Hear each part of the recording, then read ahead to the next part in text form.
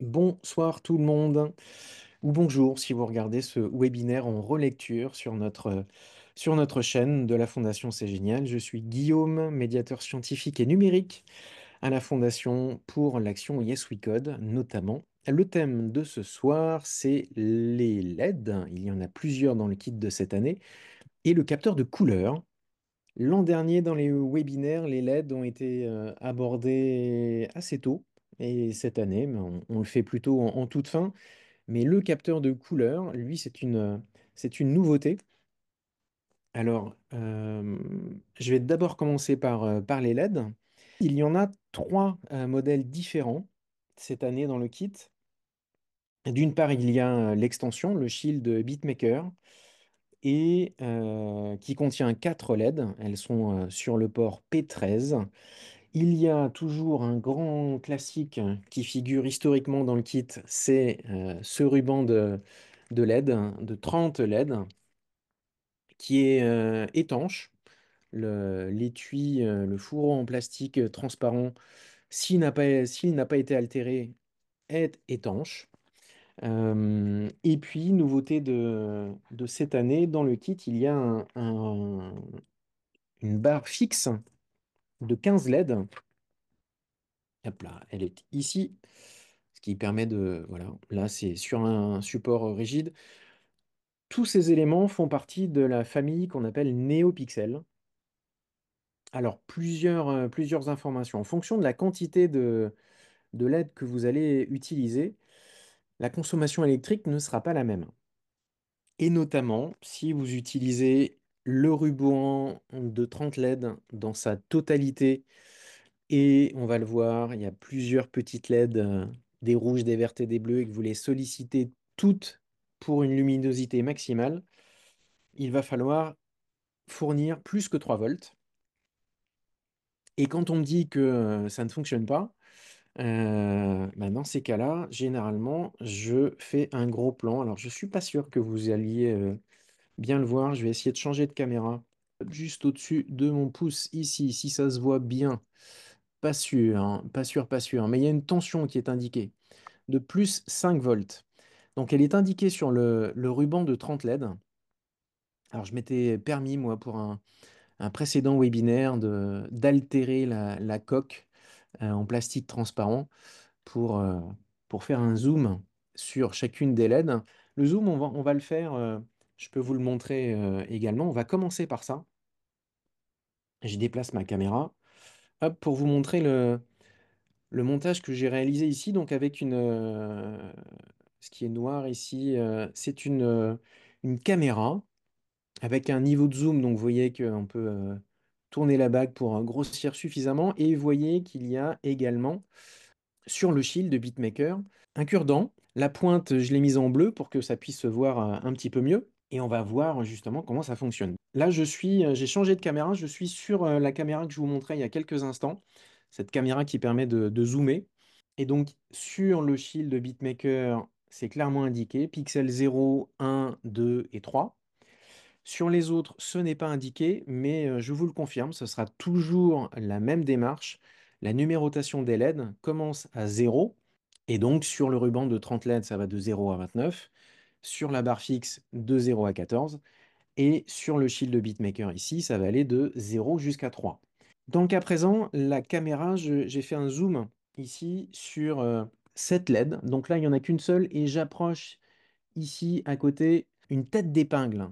Et la partie noire que vous voyez, c'est l'extrémité du cure-dent que j'ai teinté en bleu. Si je lance le programme de démonstration, et puis après je vous détaillerai ce programme et je vous le partagerai également, j'ai allumé la LED rouge, puis la LED verte, puis la LED bleue.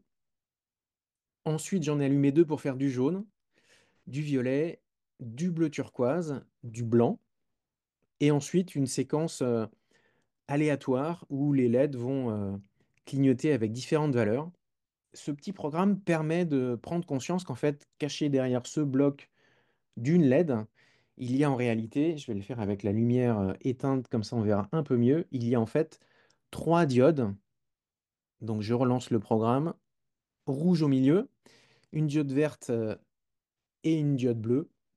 Et en fonction de la quantité de lumière émise par chacune de ces trois diodes à l'intérieur de ce qu'on appelle la LED, mais qui en contient trois, on arrive à obtenir plusieurs teintes. Voilà pour cette introduction sur les LED. Ça me semble important. Ça me semble aussi alors assez simple en fait de pouvoir faire une démonstration avec ce programme-là. Le programme, je vais vous le partager.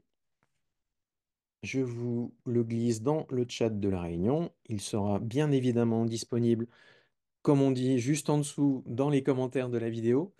Je suis avec l'interface de programmation de VitaScience. Je n'ai pas besoin de la console. La console, d'ailleurs, je préfère l'afficher à droite parce qu'elle occupe moins de place, je trouve, que dans la partie basse. Ici, dans les paramètres généraux, dans les réglages, vous avez l'attitude de positionner la console, comme vous le voyez, en bas ou à droite. Mais ça se trouve ici dans les paramètres. Donc, réglages, et moi, je préfère l'afficher à droite. Mon programme, pour une fois, je n'ai rien mis au démarrage. Et ma séquence, comme vous l'avez vu, permet d'afficher, au moment où je touche le logo capacitif, d'allumer la LED rouge, puis verte, puis bleue. Je l'ai également indiqué en commentaire ici. Alors vous pouvez rajouter des zones de commentaires en effectuant un clic droit sur un bloc. Vous pouvez ajouter ou supprimer un commentaire. Le fait d'avoir positionné l'indicateur à 1 permet d'avoir une luminosité très faible. En fait, en survolant un bloc, il y a toujours ces bulles d'aide, j'ai envie de dire, qui nous montrent à quoi correspond ce bloc. Donc la famille NeoPixel, là on a deux éléments en illustration, le ruban de LED tel qu'il est également à disposition dans le kit, et non pas une barre fixe, mais un anneau. Il y a tout un tas de modèles NeoPixel, mais surtout on vous indique que vous allez pouvoir choisir une teinte à partir d'un niveau R, G et B. Donc R pour rouge, red. G, là pour le coup, c'est vraiment en anglais, green. Et le B, blue, bleu. Donc le R et le B, la signification, les mots sont semblables en anglais et en français. Le G est une réminiscence du mot vert, green. Et donc vous allez pouvoir indiquer une valeur entre 0 et 255.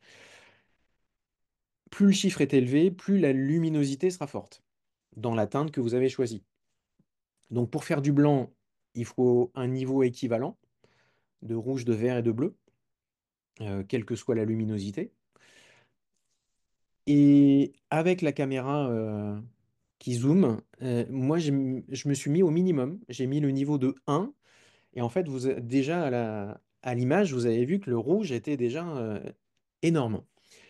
Pour faire découvrir ce que c'est que les LED quand on n'a pas de caméra comme ça, on peut le voir à l'œil nu, parce que si on allume la luminosité vraiment au maximum, quand on va dans l'affichage NeoPixel, alors je vais agrandir comme ça on verra beaucoup mieux les blocs, c'est dans affichage. Si je descends, alors je vais déplacer mon programme comme ça on verra encore mieux. Si je descends ici dans mes blocs disponibles, sous l'afficheur LCD, on voit la famille NeoPixel, donc qui va être utile pour tous les LED, tous les formats de LED différents. Je détaillerai ce bloc-là en premier juste après. On peut utiliser un bloc et dire je voudrais que toutes les LED soient de telle couleur. Par défaut, ça va être la luminosité maximale. Et quand bien même je choisis du blanc, c'est tellement lumineux qu'on n'arrive plus à distinguer les diodes rouges, vertes et bleues. Donc au démarrage, moi j'aime bien par exemple utiliser ce bloc-là, contrôler toutes les LED. Donc je le mets au démarrage, ici, avec un niveau. Donc généralement je dis 5, 5 et 5.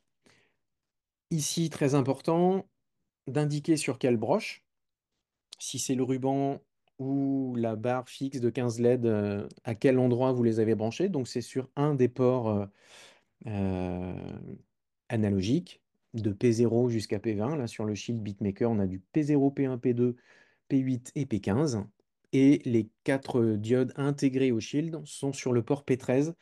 Ça se lie, et la notion P13 est entre les quatre diodes. Voilà, la lumière est blanche, mais même 5, en fait, c'est tellement fort, on n'arrive même plus à distinguer les points rouges, les points verts, les points bleus. Le shield de cette année, donc c'est celui-là. Hop, celui-ci, avec donc les quatre diodes qui sont juste à côté de mon pouce, ici, donc en P13.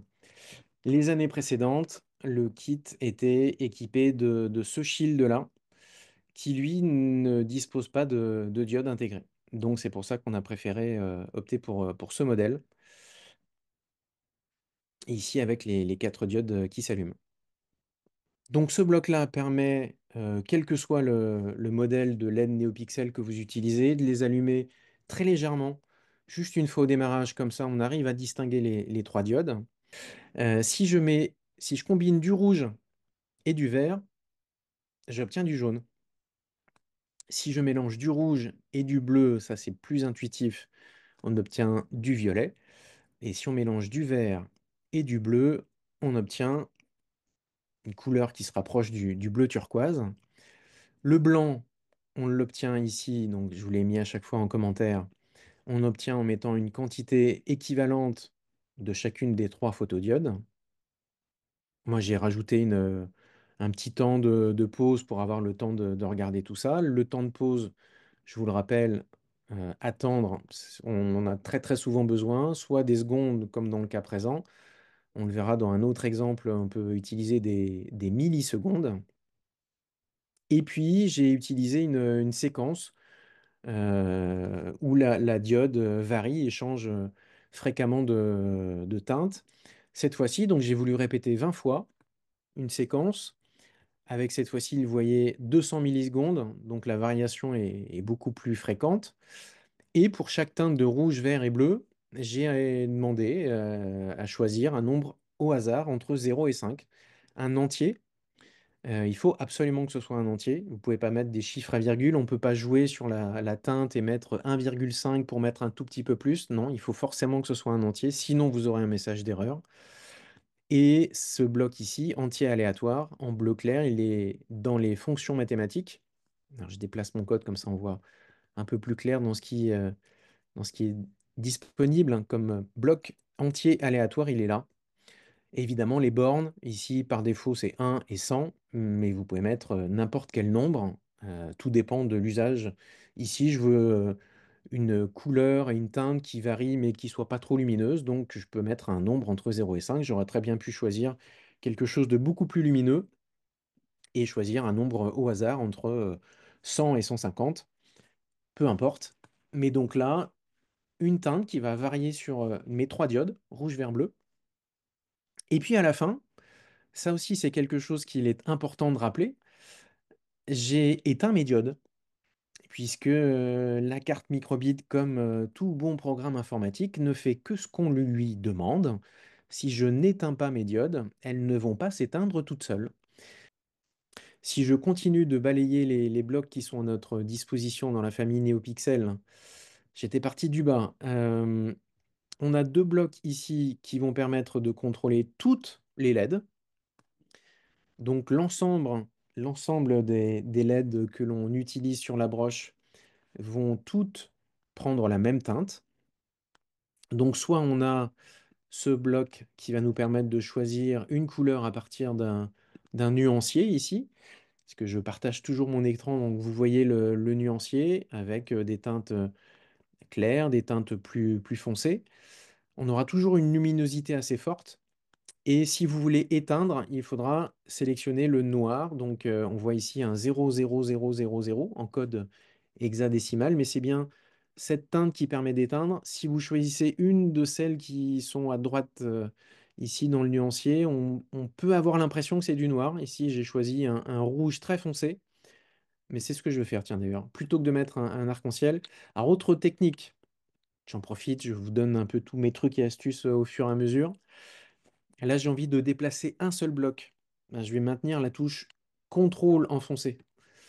Ça me permet de déplacer un seul bloc. Et ici, je n'ai pas choisi le noir, mais la teinte qui est juste en dessous, le rouge foncé. C'est assez contre-intuitif, hein. C'est pour ça que je vous le montre. On a l'impression d'avoir choisi un marron très foncé, à peine visible, et quand on le regarde, ben, on a un rouge vif. Je dis, bah, je comprends pas. Bah, voilà. Ici, en fait, si on le regardait dans le code, on a un 33 0 0 et 33. Ben, si j'allume les diodes, la diode rouge à un niveau 33 et les autres à 0, ben, en fait, je verrai du rouge. Donc pour l'éteindre, c'est bien ce bloc tout là-haut. Si je continue de voir ce qu'il est possible d'utiliser dans la famille NeoPixel, donc là on avait le nuancier. Ici, le détail de teinte rouge, verte et bleue pour l'ensemble des LED. Et puis les deux blocs ici, on retrouve notre nuancier, le niveau de rouge, vert, bleu. Mais cette fois-ci, on va pouvoir contrôler une LED et une seule. Donc là, ça permet de contrôler vraiment la LED, mais il faut la numéroter. Mais on peut contrôler précisément chacune des LED avec la teinte que l'on souhaite. L'autre élément dont je n'ai pas parlé, alors ce programme, je vais tout enlever, je me fais un peu de place. Ce qu'il y a de pratique dans VitaScience également, c'est que l'on a ici en haut à droite, dans le proche du menu, le simulateur qui intègre les LED. Donc si dans mon programme, j'ai une instruction NeoPixel pour lui dire que je voudrais afficher un arc-en-ciel au démarrage, alors peu importe, le simulateur, lui, il va partir du principe que vous aurez fait le bon branchement. Ça reste un simulateur, donc vous pouvez lui dire que vos barres ou votre barre fixe, votre ruban souple, il est en P0, P1, peu importe. Le simulateur va toujours en tenir compte. Et c'est bien la différence entre un simulateur et l'objet physique. Et il ne va pas pouvoir détecter de messages d'erreur. Le branchement sera toujours le bon et dans le simulateur, vous verrez toujours tel ou tel LED. Donc pour l'instant, j'ai toujours mon écran qui est partagé. Je lui demande de contrôler la LED numéro 0. Donc la LED numéro 0, c'est celle qui est en haut ici sur le shield de BitMaker. Pixel 1, c'est celle-ci. La 2 est en bas et la 3 est à gauche.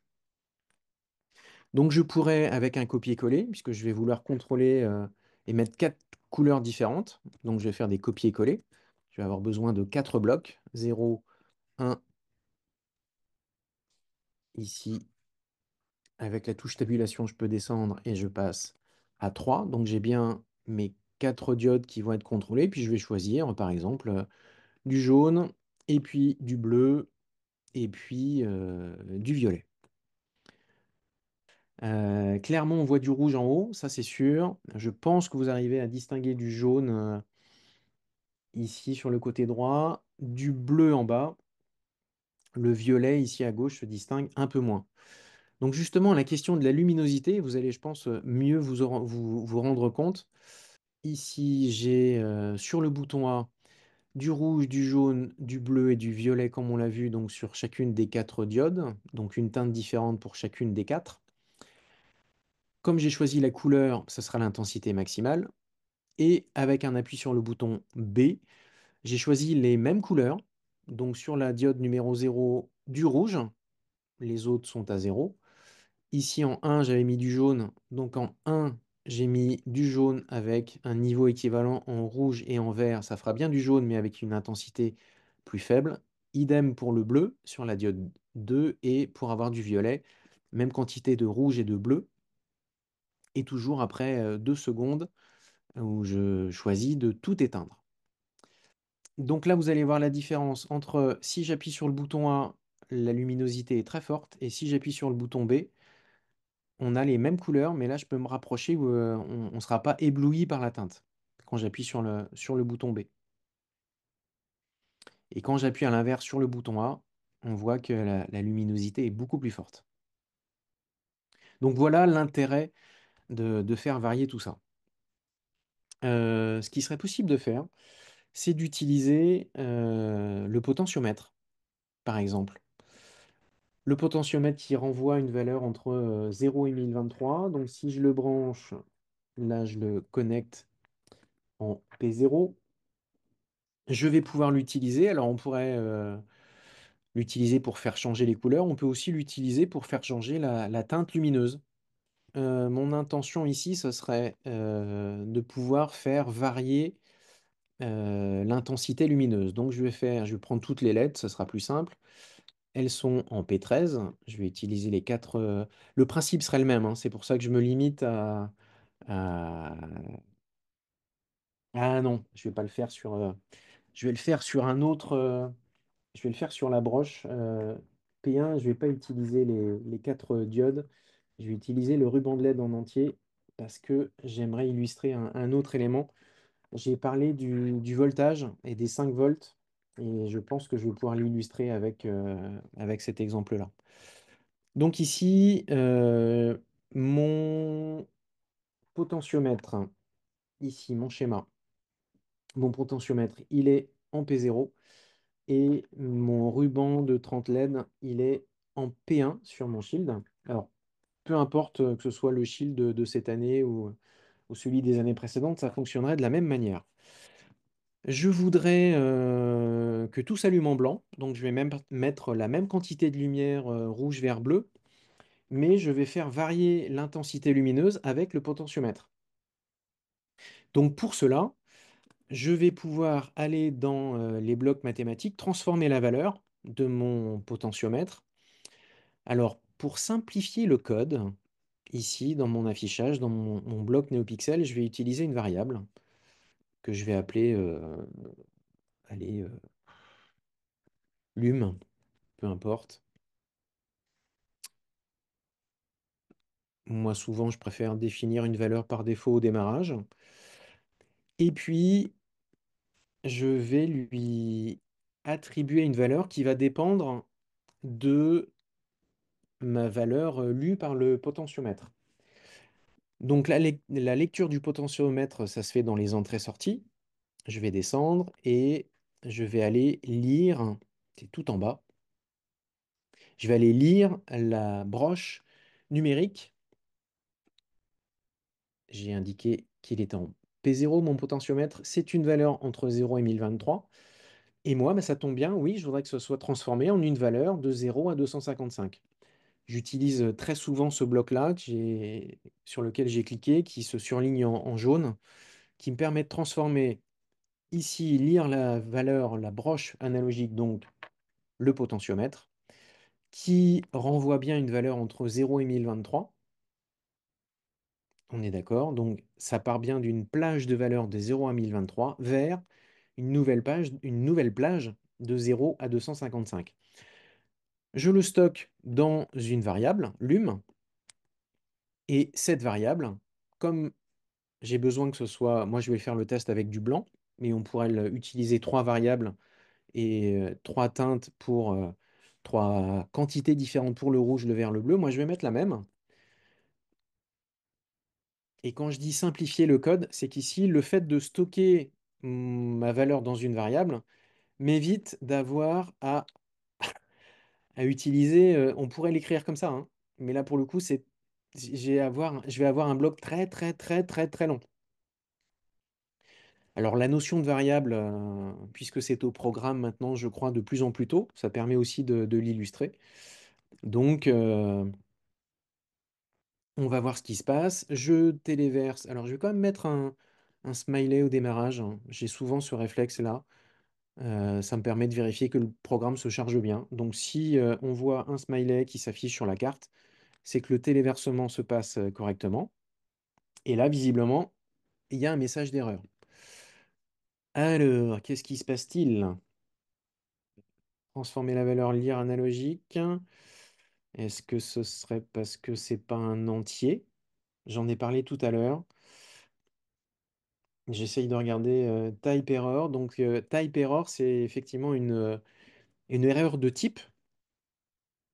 Donc, peut-être que ma valeur, il faut que je l'arrondisse pour que ça soit forcément un entier. Vous voyez, c'était ça.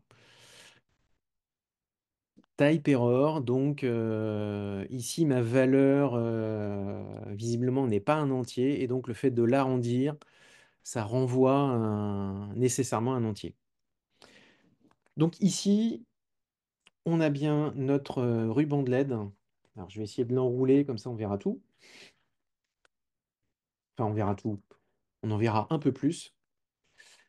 Et surtout, je voudrais qu'il puisse y avoir et le ruban de LED. Donc on voit là que toutes les diodes, vous les voyez, en grande partie sont allumées.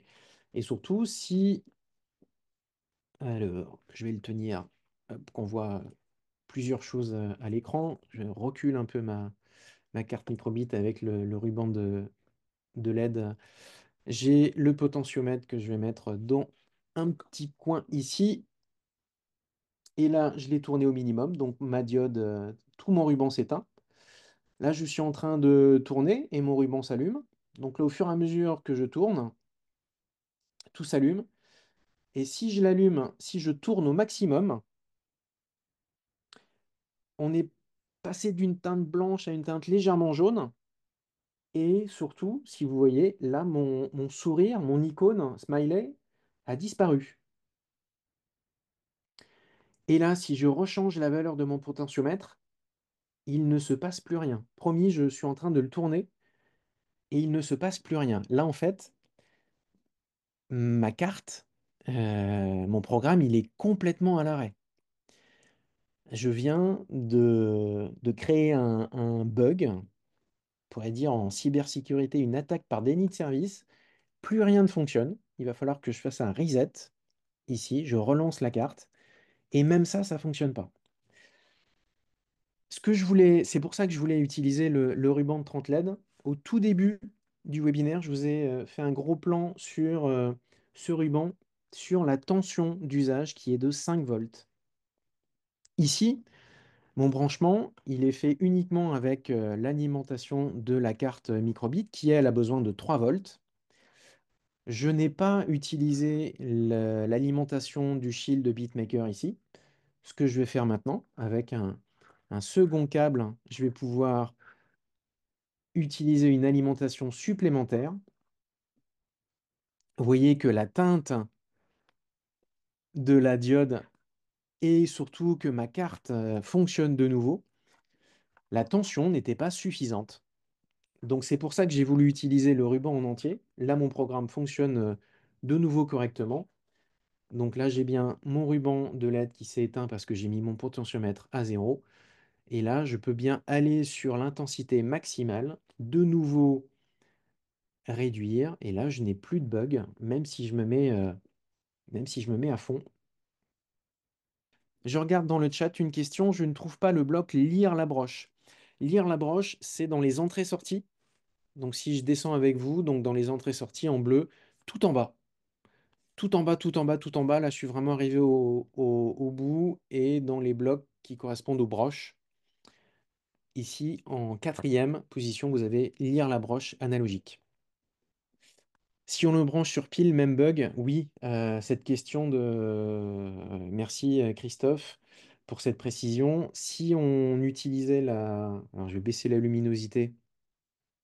On ne pouvait pas utiliser le bloc potentiomètre rotatif. Si, bien sûr. Si, si.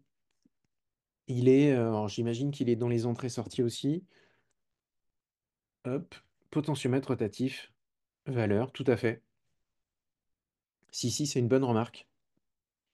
Comme ça, on a le visuel. Donc c'est peut-être encore plus simple. C'est exactement la même chose en fait. Sauf que là, on a clairement autant mettre un nom sur les choses. Là, on a le visuel et ça renvoie la valeur du potentiomètre entre 0 et 1023. Mais c'est équivalent, tout à fait. Bonne remarque. Merci beaucoup pour cette précision. Alors, la question a été posée, oui, de l'alimentation par le boîtier de piles, puisque dans le kit, vous avez des boîtiers de piles pour utiliser, pour relier la carte, pour qu'elle soit autonome et qu'elle puisse fonctionner avec son alimentation dédiée sans qu'on soit forcément obligé de la relier toujours à un ordinateur. Ici, comme le boîtier de deux piles, bah, ça va être du 3 volts. Ça devrait fonctionner, je pense, mais je vous avoue ne jamais l'avoir testé. Je pense que ça fonctionne avec les 4 diodes, puisqu'il y en a 4 seulement sur le shield de BitMaker. Et dès que vous allez passer sur un ruban de LED, là pour le coup, le boîtier de pile, on va très très vite être limité en tous les cas en intensité lumineuse. Vous pourrez peut-être allumer l'ensemble du ruban, mais avec une intensité assez faible. Je voulais maintenant présenter le capteur de luminosité. Il est équipé, ce capteur, d'un interrupteur ici qui est sous mon curseur de souris. Cet interrupteur, il permet d'allumer ou d'éteindre la diode qui est à l'intérieur ici, une petite lumière blanche. Et le capteur de couleur en lui-même, c'est ce petit élément qui est là. Et pour être précis, il est juste au-dessus de mon curseur de souris. Et ce capteur de couleur, en fait, il est composé de 16 photorécepteurs. Donc, le capteur de couleur, mon curseur de souris, il était autour de cette zone-là. Vous voyez qu'il y a 4 photorécepteurs qui possèdent un filtre rouge, 4 qui possèdent un filtre vert, 4 pour la couleur bleue et 4 ici en blanc qui vont être sensibles au niveau de luminosité générale. Dans les années précédentes, dans le kit, il y avait un capteur qui s'appelle Envirobit. Il ressemble à ça dans la miniature de la vidéo. Donc on glissait simplement la carte ici. Donc c'est un shield dédié qui ne faisait que mesurer la température, la quantité de couleur. On retrouve le même capteur ici euh, au niveau juste au-dessus de mon ongle avec deux petites diodes pour éclairer. Ce capteur, donc Envirobit, il me semble qu'il n'est plus produit. Mais dans ce capteur de couleur que vous avez en gros plan dans le partage d'écran ou là dans la miniature entre mes mains, c'est le même capteur qui est utilisé. Donc son petit nom de code c'est TCS 3472. Donc ça c'est la version Envirobit. Le capteur de couleur qui est intégré maintenant, c'est le 34725. Il y a un chiffre en plus. Ce capteur-là intègre un filtre infrarouge. Donc normalement, il est un peu plus précis. Voilà pour les présentations. Ici, le programme que je vous ai mis dans le chat qui est en partage désormais. J'ai créé des variables pour retenir, stocker la quantité de rouge, de vert et de bleu et le niveau de luminosité. Vous allez voir pourquoi je vous ai parlé du capteur Envirobit. Celui-ci, on le retrouve là et on voit bien son petit nom de code TCS3472. Et puis, je vais utiliser le capteur de couleur. Donc, l'avantage, la petite bulle d'aide nous montre, nous rappelle bien à quoi ça ressemble. C'est bien celui-ci. Je vais l'utiliser puisqu'on était parti sur les LED, donc on retrouve notre famille NeoPixel. Je voudrais que les LED NeoPixel, alors là, si je vais voir à droite toutes, je suis en P13, donc je vais utiliser les 4 qui figurent sur le shield de BitMaker. Je vais allumer mes 4 diodes, donc toutes les LED, donc les 4, avec la quantité de rouge, vert, bleu mesurée par le capteur. J'ai voulu également afficher du texte sur l'afficheur LCD. Et si je l'ai fait, c'est aussi pour vous préciser que ce capteur, alors j'arrête le partage 2 petites secondes pour que l'image soit un peu plus grande. Ici, le capteur de couleur, je l'ai retourné au dos. On voit qu'il est indiqué I2C. Donc il faudra forcément, obligatoirement, le brancher sur le port I2C. Je ne me souviens plus si c'est indiqué sur l'afficheur LCD, je ne crois pas. J'ai pas vu l'affichage, mais c'est bien sur l'afficheur I2C qu'il faut le brancher également.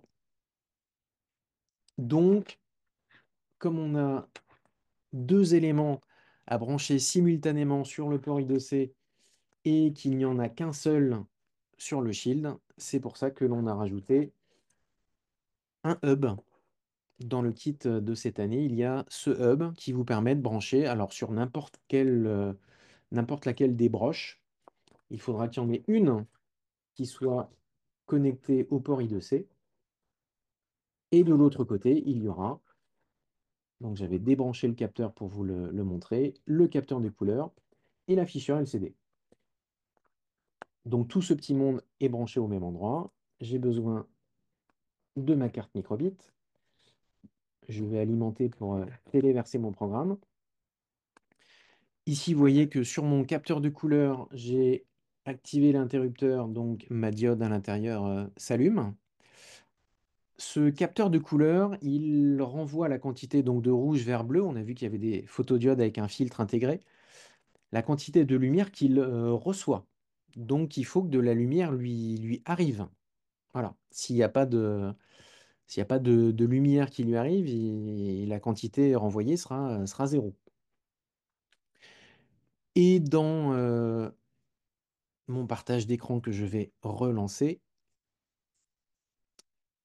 ici, ce bloc-là, qui correspond donc à l'afficheur LCD, j'ai voulu qu'on puisse vérifier donc quelle était la quantité de rouge, de vert et de bleu et le niveau de luminosité. Donc, vous voyez que j'ai demandé à créer un texte. Donc, c'est ici dans les blocs de texte.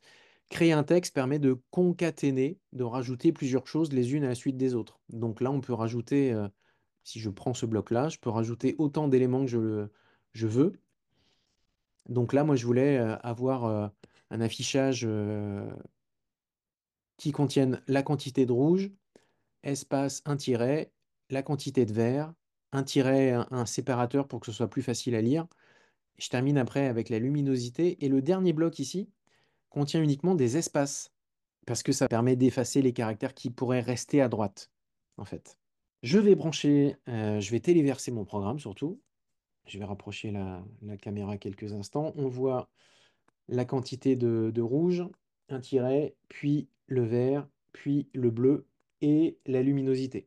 L'autre élément que je vais rajouter pour mieux voir les couleurs, pour mieux voir les teintes, ici sur mes quatre diodes, alors j'ai une petite ruse, je prends le capteur de mouvement, j'enlève son petit capot, sa petite lentille de Fresnel. Alors je ne veux pas abîmer le capteur qui est juste en dessous, donc je le retourne pour ne pas qu'il prenne la poussière. Mais cette petite cloche transparente ici va me servir de diffuseur de teintes colorées.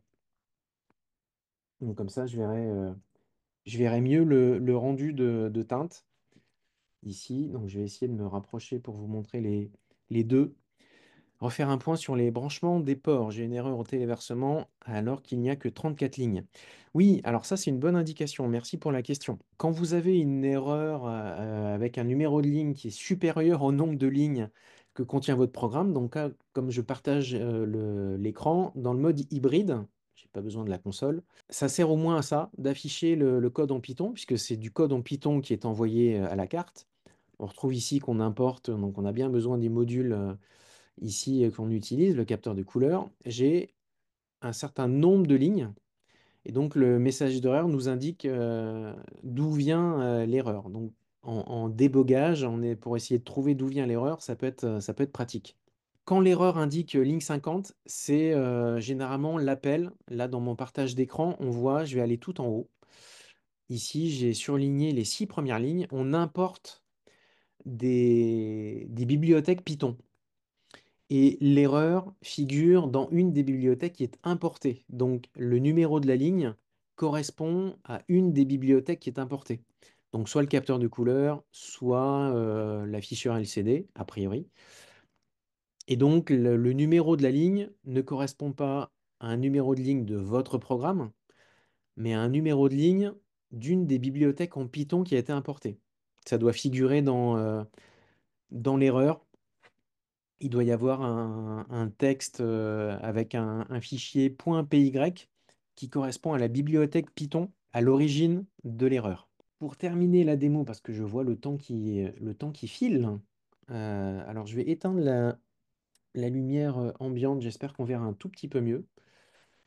Ici, c'est pas si évident que ça à montrer à la caméra. Là, j'ai mis mon doigt, on voit une teinte légèrement rouge au-dessus de mon doigt, il y a la diode qui est allumée.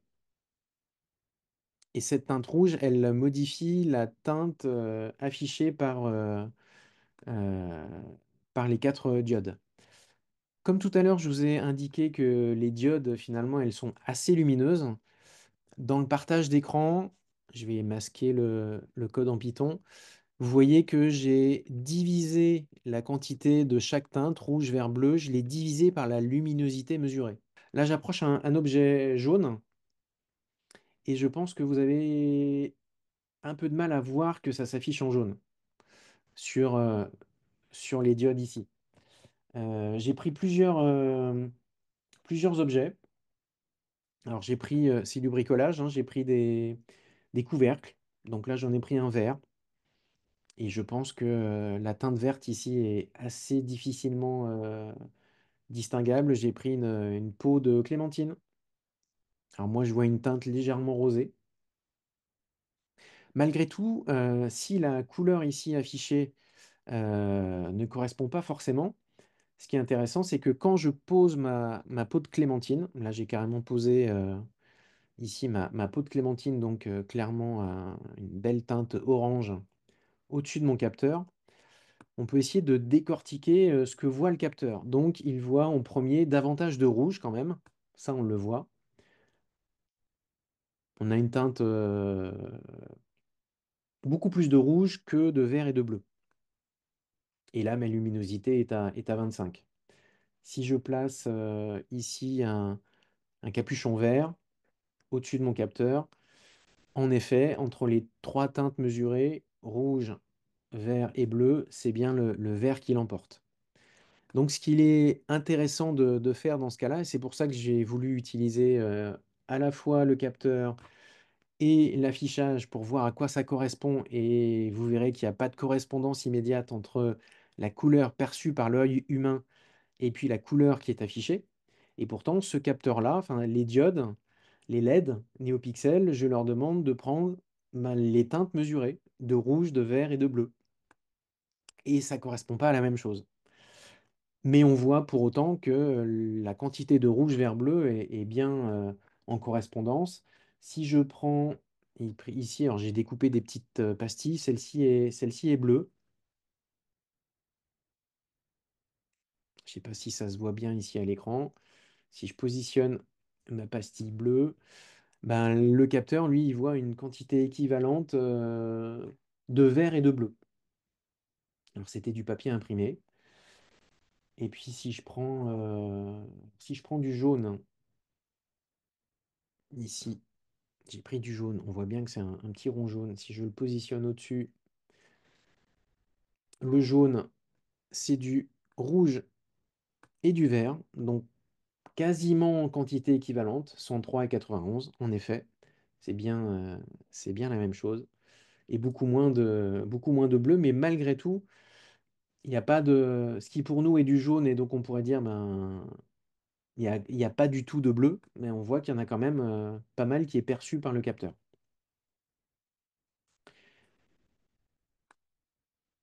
Je voulais partager avec vous également dans mon partage d'écran, refaire un point sur la luminosité ici, parce que ce capteur de couleur, donc on le retrouve dans les capteurs, dans VitaScience. Si je descends, il figure dans les capteurs son et lumière. Donc c'est ce capteur-là, on retrouve le visuel. Et dans les options disponibles, on le voit ici, je peux choisir la quantité de rouge, de vert et de bleu. C'est tout ce qui est à ma disposition. Je n'ai pas la quantité de lumière, alors que il dispose de cette information. Mais je ne sais pas pourquoi le bloc n'existe pas. Je crois que j'ai fait la demande à VitaScience. Donc je triche un peu et je vais dans le capteur Envirobit. Donc lui, il est en haut, ici. Et ce capteur, il dispose bien d'un bloc dédié à la luminosité. Donc bah, je récupère cette information pour avoir une quantité de lumière disponible. Et puis, si j'utilise un autre afficheur, donc là, une autre source de lumière, donc là, je vais éclairer très très fort mon capteur. On va voir ce qui se passe. Hop, je vais le mettre pile au-dessus et on devra voir si j'arrive à tout bien aligner. Mais normalement, une teinte, enfin des valeurs de 255 sur toutes les teintes, et puis une luminosité qui va bloquer à 999. Hop. Ici, si j'aligne bien ma lumière, ce qui est le cas maintenant, j'ai bien 255 partout et 999 pour la luminosité.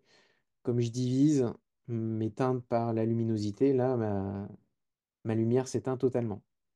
Et dès que je soulève un petit peu, là, ce que j'ai fait, j'ai complètement éclairé mon capteur, où je le soulève.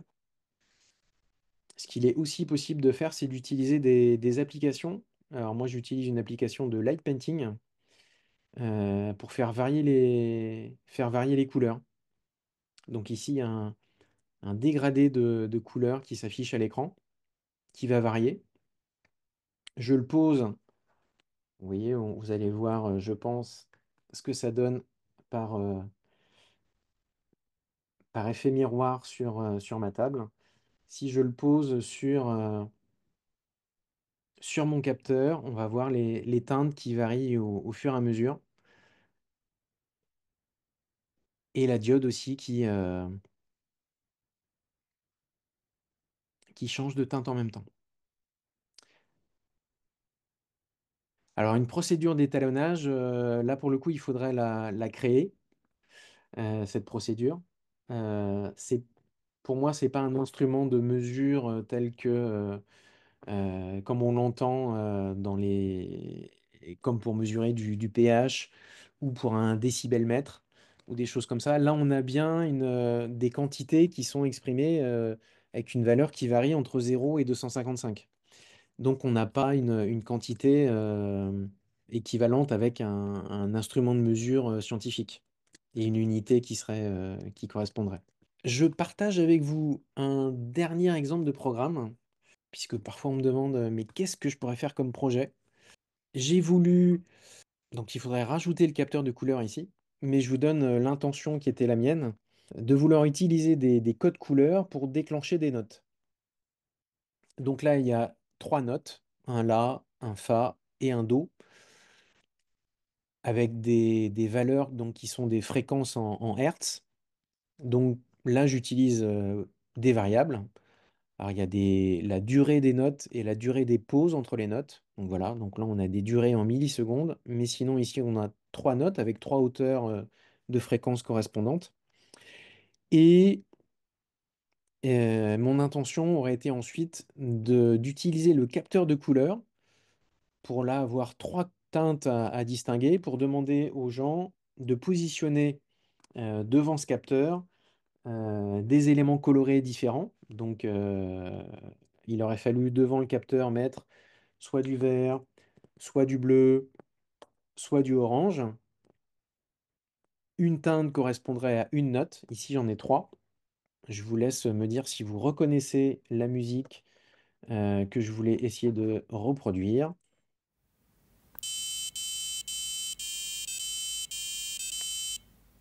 Est-ce que vous avez entendu? Et si oui, est-ce que vous avez reconnu? Oui, c'est la marche de l'empereur, Dark Vador, de Star Wars. Le bloc existe hein, dans les actionneurs, il existe un bloc de musique.